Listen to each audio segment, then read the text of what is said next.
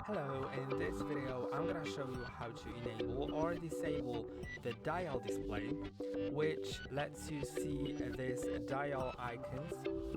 These are the icons displayed next to the dials, and they will be displayed all the time if you enable dial display.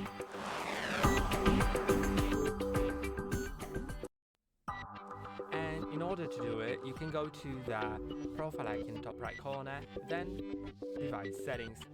In device configuration, you'll see haptic response duration, dial display.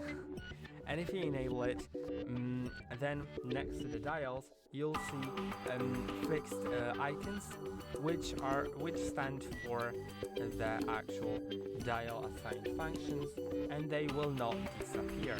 Once you disable it, then you can assign a function to the buttons next to the dials, to the display, to the portions of display, and once you start changing the dial, then it will display the dial function, and when you stop changing the dial, it will go back to the action assigned to that button. And I hope that video helped you. That's all for today. Don't forget to like and subscribe. See you next time.